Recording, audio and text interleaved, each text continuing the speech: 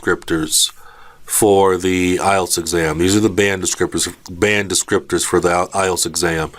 And as you can see, the highest possible score is a 9, and the lowest possible score that you can get is a 0. All right, it's almost virtually impossible to get a 0. The only way you get a 0 is if you just don't even show up for the exam, or you just come to the exam and you sit there and cry because you don't know what you're doing. All right, so it's really hard to get a 0. Okay, and basically, it's hard to get a bad score. It's hard to get a 1. It's hard to get a 2. I mean, you have to do really, really bad to get a 1 or a 2. I mean, really bad. And if you're getting a 1 or a 2, you probably shouldn't be taking the exam anyway. Okay, so I'm more speaking towards the people who are able to get a score of a 6, 7, 8, or 9. Okay, because to get into any decent, really decent university in the United States or the UK or Australia, New Zealand, you need to be getting scores of 6 or higher. All right, especially if you want to go to a really, really good university, 7 or higher. That's what they're looking for. All right, so that's what we're going to talk about. So, as I told you earlier, when they're grading you, you're graded in your 4 areas. You're graded in your task achievement. You're graded in your coherence and cohesion. You're graded in your lexical resource. That means vocabulary. It's a fancy way of saying vocabulary. And you're graded on your grammatical range and your accuracy. So when people ask me, well, how do I get a 7 in my writing? Well, are you doing the things that get you a 7? How do I get an 8 in my writing? Are you doing the things that get you an 8 in your writing? Now, it's also important to understand that you can get different scores in different parts. For example, you might get a 7 in your task achievement, a 8 in your coherence, a 6 in your vocabulary, and a 6 in your grammar, right? And so then you would add up all those 4 scores and divide it by 4, and then that will get you your overall writing score for task number 1.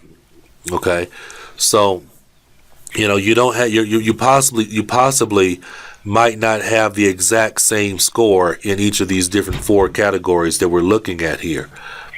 All right, but if for example, if you're going to get a 7 in your task achievement, it means that you present a clear overview of the main trends for task number 1, the differences and the different stages, right?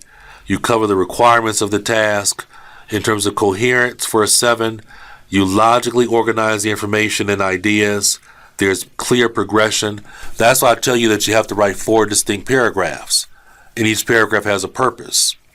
You use a range of cohesive devices, right? It says right here, use a range of cohesive devices, right? What it means by cohesive devices, they're talking about using your connectors and your transitions, right? If you have really good cohesive devices in your writing, then you have good cohesion. That's what gets you a really good grade. All right, and see when you move down to its 6, right? It says you use cohesive devices effectively, but cohesion with and or between sentences may be faulty or mechanical. When they say mechanical, they mean like the basic forms they teach you in ESL school a lot of times.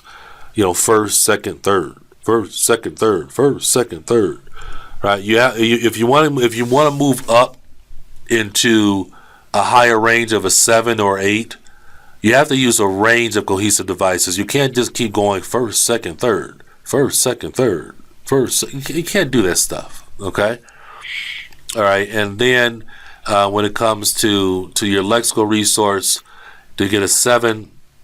Are you using a range of vocabulary, right? A range of vocabulary, not just the same, not basic beginner level English words. Do you use less common vocabulary? Okay, and also you have only a few. Like I said, it's your occasional errors in word choice or spelling. All right, here, like for a 6, it says you make some errors. And then if you went down and looked at a 5, you make noticeable errors in your spelling. So you see, it gets you're the level of the grade, the level of the band score that you get, it rises in terms of the level of English that you're demonstrating. Okay, so that's why I tell you. That's why you've heard me say several times throughout this course that it's an English test. Right? They're testing your English. You have to show your English ability. If you're doing the things that if you're doing the things that are considered a 5, you're going to get a 5. It's that simple. It doesn't matter if you understand it. It's how well is your writing? How good is your writing? If your writing only measures to a 4 or a 5, you're going to get a 4 or 5. Right? If you're doing these things in these different categories that equal a 4 or 5, that's what you're going to get. It's that simple. All right? It's that simple. In terms of your grammar, if you want to get a 7 in your grammar, are you using a variety of complex structures, conditional sentences, compound sentences, complex sentences, connectors, transition? What are you doing? Are you using? Are your verb tenses consistent? Okay, or so that's you have to have a really good control of your grammar. Again, we're dealing with when it talks about errors. Right, when it talks about errors, like for a 7, it says a few errors. Okay, for a 6, it says some errors in grammar, but they rarely reduce communication. Then when you look at a 5, frequent grammatical errors.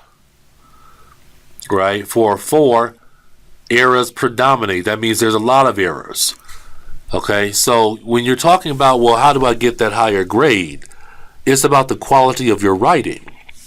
So I really encourage you to look at these band descriptors here. Look at them, study them.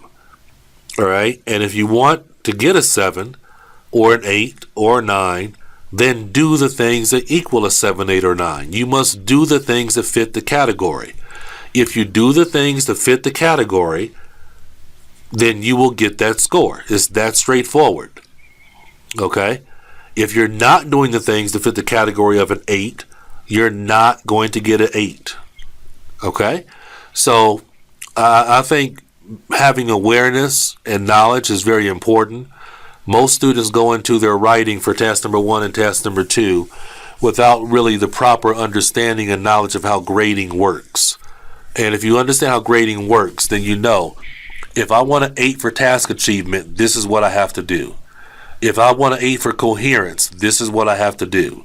If I want an 8 for my vocabulary, this is what I have to do. If I want a 7 for my grammar, this is what I have to do. All right? And then you can look at your essays, or if you're sending me your essay to look at for you, I can look at it for you, of course, and I can tell you, hey, this is where your grammar is. Your grammar is in the category of a 7. Okay, or your grammar is in the category, your vocabulary is in the category of a 6 or 7. So it's really important to understand grading. And I've talked to several different graders in terms of the process of grading, what they're looking at, how their entire process. And I know them very, very well. I know a lot of graders personally, and so I really understand how grading works, because